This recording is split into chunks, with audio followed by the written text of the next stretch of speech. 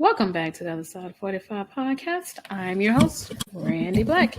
This podcast is about taking chances, owning my mistakes, addressing generational family cycles and trauma, completing my 50s by 50 list, my life as a single mother of Gen Z. If this is your first time listening, welcome. Please subscribe and rate the podcast 5 stars.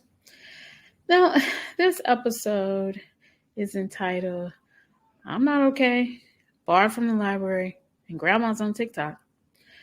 I took an unplanned leave from the podcast. I needed it. I didn't even know I needed it because my life is not okay. I'm stressed out about work. I need a new job. I finally faced my weight gain issues head on. And I was reminded, because I already knew, that I don't have a best friend. I've always known I don't have a best friend. I won't use the other BFF meaning forever, because I'm too old to believe that anybody is a friend forever. But anywho, I just been finding kind of blue like my hair. Yes, I got braids and I got some blue in my hair. If you're watching the video of this. But anywho, I just felt like I was just existing. Man, I was doing things. I was experiencing happiness, but there was something in my life that just wasn't going well. With all of the aforementioned things, the personal thing that was weighing on me, it was causing me not to be able to sleep well, despite the fact that I was tired. Like, I was tired. My mind wouldn't shut off. And I did what I encourage other people to do. I went to therapy. I attended this I went to therapy. But let me tell you what happened first. I attended this online, I'll say event, meeting, whatever, that I learned about on social media from a podcast that I listened to. I listened to Therapy for Black Girls. And Dr. Joy Harden Bradford's debut book, Sisterhood Heals, came out in July. I guess that's when it came out. Anyway, it was her debut book. And in July, there were these online events called Generations of Sisterhood, and it was based or supporting, the book, which is geared toward Black women. So I attended what I think was the first event. I'm not sure. So, you log on, it's like a Zoom, and, all these women are talking. I had no expectations. So they're all sharing their experiences. They talked about what part they play in their friend group. So I'm listening to discussions. So good men and women, all of us was going to have a chance to talk. I probably wouldn't have talked anyway. I know I wouldn't have if the time hadn't run out. But all these women are sharing their what role they play in their friend group. And it was just about when I'm listening to this that it honed in on me. And like I said, it's not a surprise. I had nothing really to add. And I don't have a friend group. No, at least not anymore. And I want to say that I probably never really did. But anywho, I'll discuss the impact on that on a later episode. Anyway, so you can probably see where I'm going with this. So when you have all this stuff going on in your life, I'm feeling uneasy, I'm uncertain. And in my case, I tend to overanalyze every aspect of my life. And I can't control my connection with other women or lack of. I can only do what I know to do, but I can face issues that I've been avoiding. So I didn't walk away or log off of that meeting thing. I really need to work on my friendships because I really don't think I can. I think I'm doing the best I can. I don't think that I have a bad relationship with women. I just don't have a friend group, period. I don't have anybody that I consider a best friend. And I don't have anybody that at this time when all this stuff was going on, when my mind was just spiraling the way it was, there was no one that I thought, I need to call so-and-so. There was nobody. And that's okay. So I thought, you need to start facing some of these other issues that you've been avoiding. For instance, I had a hysterectomy in January. Now, the months leading, and I do mean months, leading up to the surgery they were very difficult for me. I was in a lot of pain, and the medication that they put me on, my doctors, put me on was causing me to be considered for bed rest. Matter of fact, it was suggested. My doctor said the best thing for you to do is be on bed rest. And I said, I can't afford to be on bed rest for an undisclosed amount of time because we didn't know when my surgery was going to be. And it was like, well, as much as you can, you need to be off your feet. Which meant I could not, after I got off work, I was supposed to literally sit with my feet up because my feet were swelling every single day. I had problems with my knee. Just a whole lot of things. So I was really, as far as health is concerned, was not doing well. The months leading up into my hysterectomy, which was last year, 2022, it actually started at the end of 2021. But anywho, and I'll discuss how all those things started happening and escalating starting at the end of 2021. I'll do that on another episode. I said I was going to talk about hysterectomy, but after I had it, I just didn't feel like talking about it. It was just, I just couldn't. I didn't want to talk about it. Anywho, I'm in a better place, hopefully. I said I'm going to therapy. So anywho, one thing I know about living a plant-forward life is that food heals. And what I said was I knew what they were going to do to me during surgery. I said, like, they were going to do something. But they have to give me all this medication to perform the surgery. So I had decided, I said, look, in my head, and I was like, I need to go on a cleanse after the surgery to get all those toxins out of my body. I didn't do it. And I was kind of, so I had surgery in January. March, I was completely released from doctor's care. So it's been a couple months, but it was hard for me to get back. I had noticed the weight gain. I felt like I gained like 200 pounds. I know I hadn't, but that's how I feel right now. As I'm sitting right here while you're listening, that's how I feel. I've had people who tried to say you haven't and tried to make me look at things differently. The surgery was necessary, blah, blah, blah, blah. I know this. I know that it was necessary. I know I was in a bad place. I know why I gained the weight. But let me tell you what the scale don't say. The scale doesn't say this how much you weigh, but you had to go through these things to get here. It don't say that. It just tell you the weight. And you know what it say? It say fat, F-A-T. That's what it say. So I knew this before I even stepped on the scale. But I went on ahead and did it. Was not happy with what I saw. But I wasn't surprised. And I was like, well, but I still, in my mind, wasn't sure that I could deal with it. Because I was already, like, in my life, I was already having issues with both of my jobs. So, at this point, during the summer of this year, 2023, that's not nothing new. I always have issues. But things started getting worse. And all of this plus, I feel like as if my life was not progressing. So you think about the weight gain after the surgery, you're supposed to do the cleanse, you didn't do that. So all of this stuff is just going on in my head. And then on top of that, I started seeing other things with other people. And it just appeared to me in my head that I wasn't progressing. And the purpose of my 50/50s by 50 list, one of the purposes was to get the purpose is to be a better version of myself. So I am 48. I have a year and a half left. You see how I'm going? You see how I'm spiraling? And so when I look at the list and what the point was, and the fact that I just feel like I'm not progressing, but everybody else is. So there was that. That's added. I'm like, oh, great. It ain't just that you're not. Everybody else is. Now, I'm not a jealous person.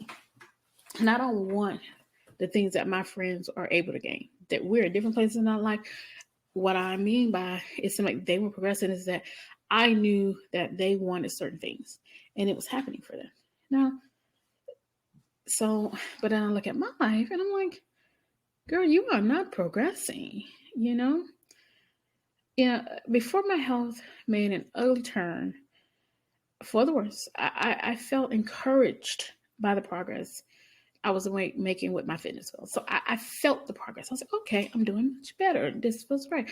And if you haven't followed me for a while and on Instagram back in 2021, when I started this, I had Fitness Fridays on my Instagram.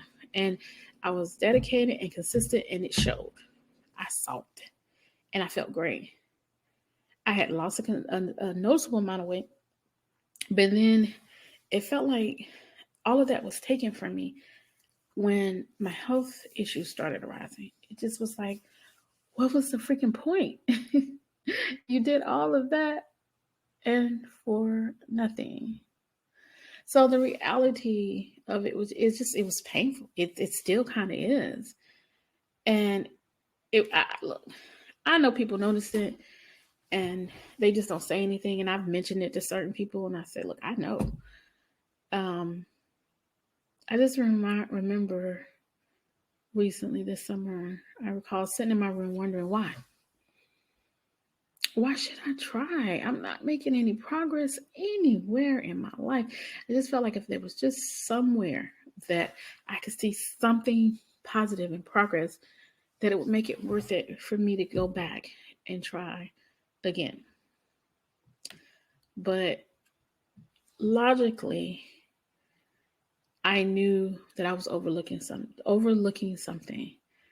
You know, I was feeling hopeless. I didn't think that in this part of my life that I was getting any closer. Matter of fact, I wasn't. Literally was not.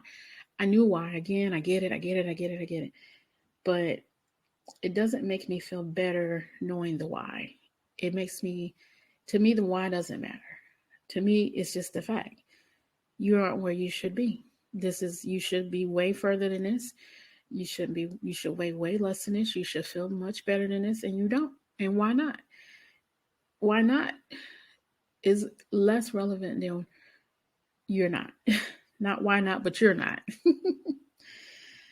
So I knew that there was something I was overlooking. I was like, I know that there's way too many negative thoughts coming in my head.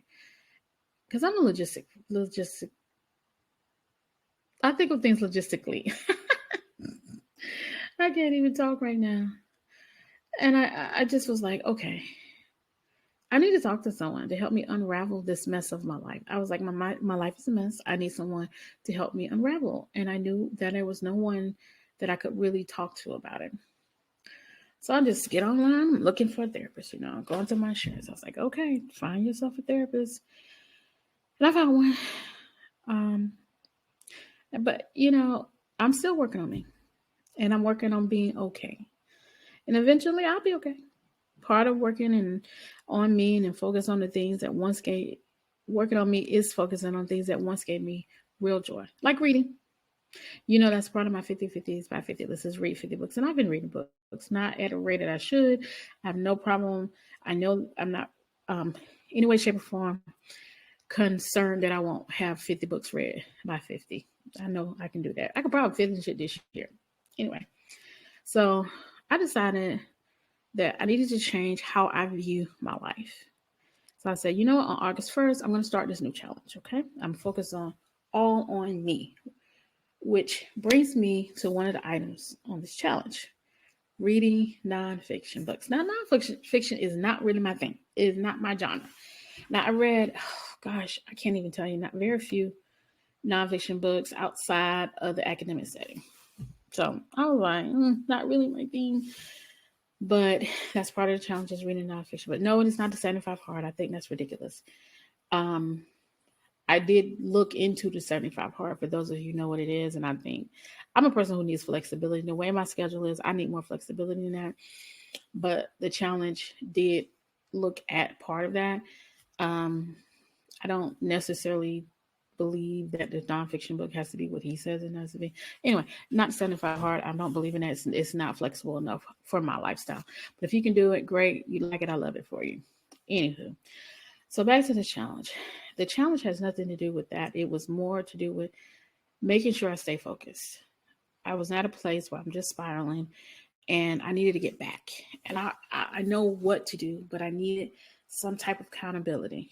Not accountability partner. Please do not text me, call me, email me, IG me. I don't need you to be my accountability partner. I don't want one. So I'm looking for this nonfiction book, right? And I'm in, honey, all the groups. I love me some Black girls. That's who I am. I'm a Black woman. I like being around Black women. So there's a Facebook group that I'm in called Black Girls Read Too. So, all you got to do is search the group for nonfiction books. Boom, did it. I found a list on IG. Boom, got that list. Went to TikTok. I'm part of Black Book Talk. Boom, got some lists there. All right, fine. You got some books. Let's see what you can find, right? So I'm online on the library's website. I'm going to get me a book. Got to start this challenge. I'm going to read. I'm going to be better me, work on my mind, all the things, right? Okay.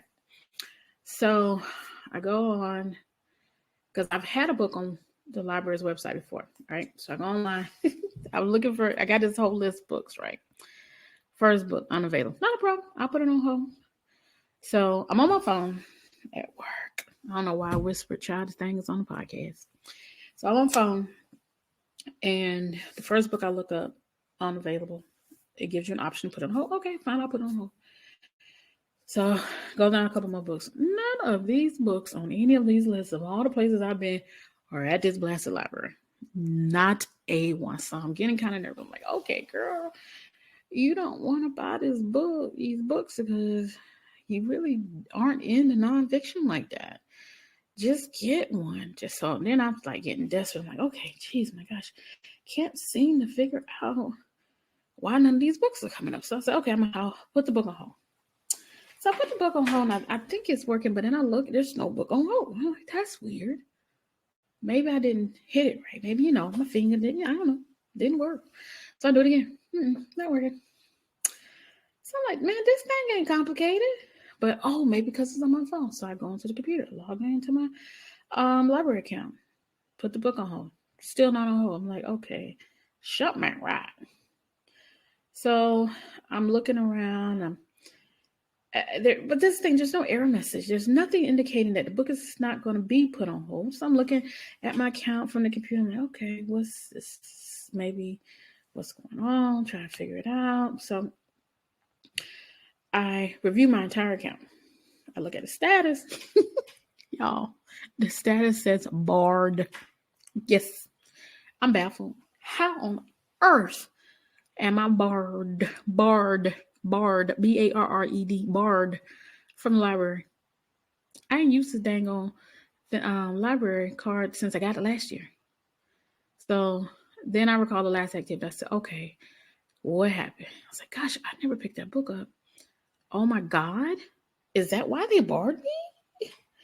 And I was like, that can't be it. So I go to the FAQ to try to figure out, how does one get barred from the library? Okay, there is no mention of the word barred. There's banned, but there's no barred. So I was like, oh, they came up with a special status just for me. So, I'm half joking. I said, these folks trying to penalize me because I did not pick that book up last year. And I don't even remember the name of the book that I put on hold, because there is no record to say how many books did you had on hold and decided not to pick up. At least I don't think there is.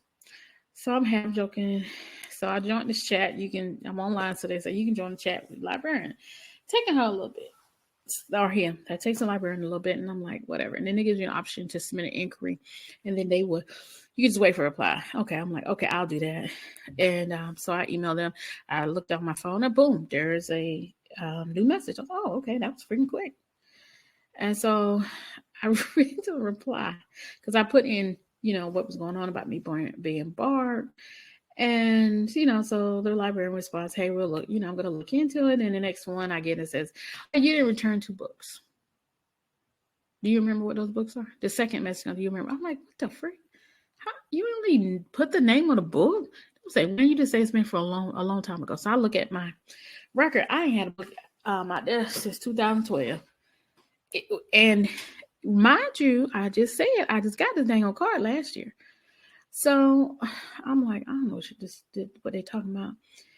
And so I replied, and I said, I don't know what you're talking about.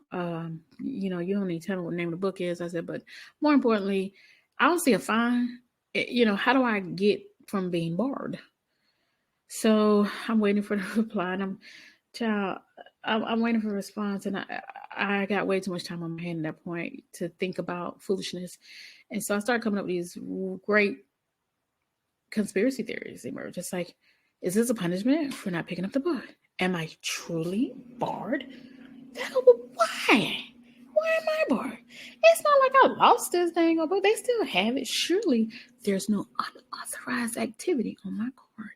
So I'm like, wait, who in the world gonna hijack a library card and not check out books? I mean, what would be the point of hijacking your library card? That don't make sense. I'm going through all this foolishness while I'm waiting for the library, and I'm checking. There's absolutely no activity since 2013. So, yes, I checked it out in 2012, but it was due in 2013, or that was the last activity. I can't even remember what it was.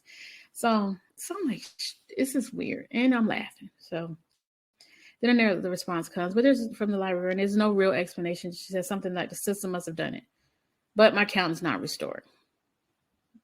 Okay. Then y'all, I swear to God, I get a message back from the librarian, and it says, "Welcome back." I was like, did I have to just say welcome back? I kid you not, the librarian's response was, "Welcome back." I'm telling y'all, something ain't right. I'm going to do another podcast about other weird stuff that was happening. But anywho, I was like, okay. So I checked the status. It literally says status. Okay. I am not joking. It says okay. Not active. It says okay. The letters O and K. That is my status. Okay. Honey, I went from barred to okay. I had a good laugh about this. I laughed with my coworker. I showed my coworker the response. I said, the status. I said, do you see this? This thing says okay. Girl, I'm okay. And she laughed, and we laughed at it because she was with me the whole time. When I said, girl, you're not gonna believe this. I got barred from the library. And she was like, what? And I'm showing it to her. I'm like, how old are people? Nothing. How am I barred? So she was there when I was going down this conspiracy theory rabbit hole, and we both had a good laugh about it. So anywho, I started, okay, so I gotta find a book because this challenge is about to begin. So the book, Get Good with Money, it ain't available. So I'm not number one in line they tell you what number you are in line for the whole. So I'm like, okay, this might take a month. I don't know how long it's gonna take these other people to read this book. So I'm putting another book on hold. That one. So I got 3 or 4 books on hold. I can't find a single book from any of my recommendations. Not one. So I'm getting kind of nervous. I was like, okay, you really need to get this book so you can begin this freaking challenge, right? And I don't even remember how I found this book. I was searching so much. So I'm like I said, I'm on TikTok, Instagram, Facebook. I'm looking for a book, right? So I come across Shonda Rhimes' book, Year of Yes. I'm almost afraid to even check the dang library. Everything else I done checked, gone, not there, not available, not even offered, whatever. So I'm like, okay. Push comes shove, I'm gonna get anything by Oprah. She cool. She probably got a good book.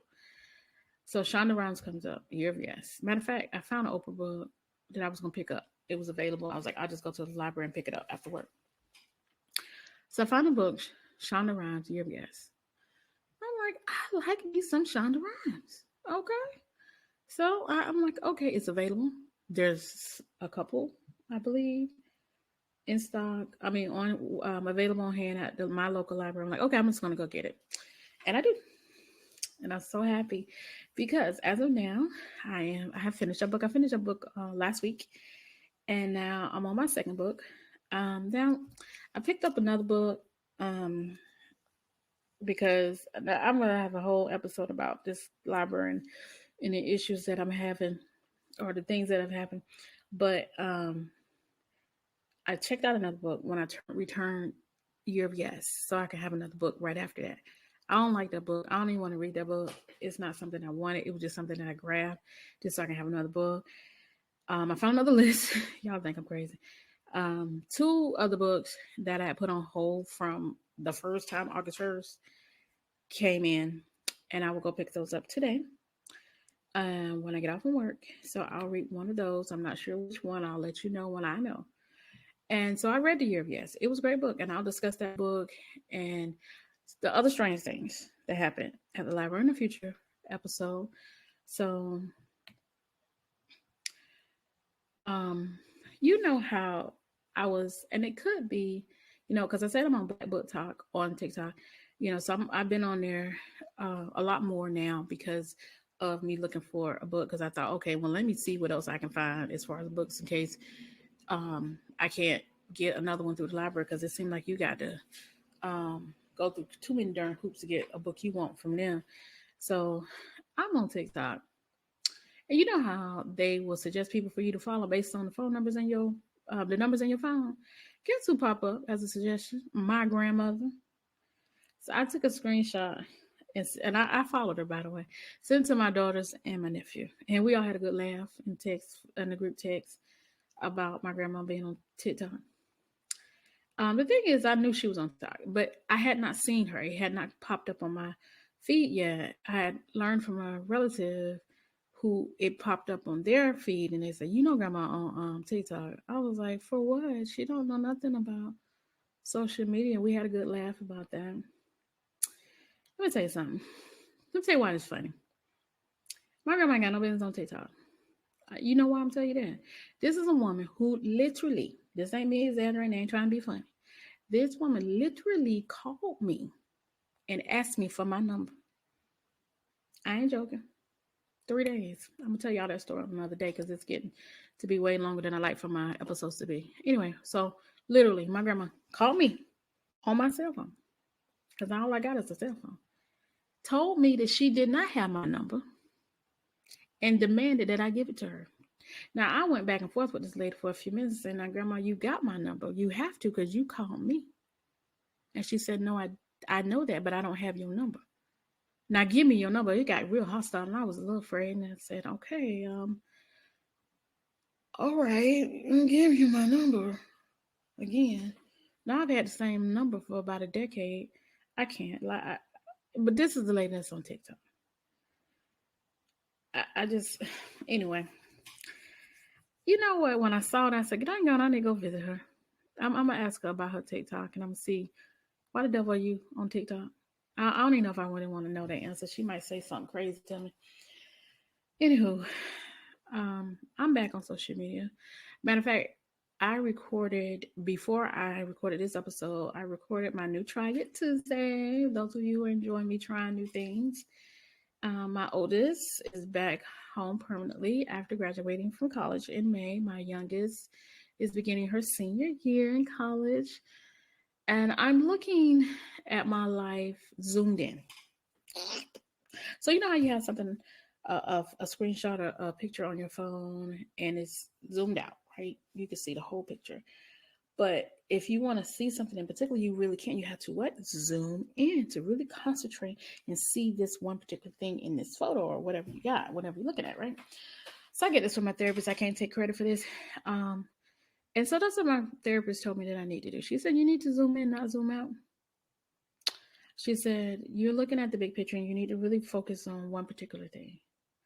So I'm zooming in and I'm looking at things close up and working on, I ain't gonna say one at a time. I'm working on right now several things, but focusing on one thing that's in my view. And I'm gonna share that with y'all. And eventually I'm hoping that I'll see the progress in my life if I zoom in a little bit. And I'll continue to share those areas, those areas in my life that I've zoomed into. And while I'm zooming in, it feels even more important now, this particular episode, that I remember the chorus of the theme song from my life by Mary J. Blige, "Honey, Just Fine." I like what I see when I'm looking at me, when I'm walking past the mirror. Don't stress through the night, in the time of my life. I ain't worrying about it if you feel it. Got my head on straight. Kinda. Got my vibe right. Ain't gonna let you kill it. You see, I wouldn't change my life. My life's just fine. Meet me on the other side of 45's podcast, YouTube, Instagram, Facebook, and TikTok. New episodes will be released every Monday.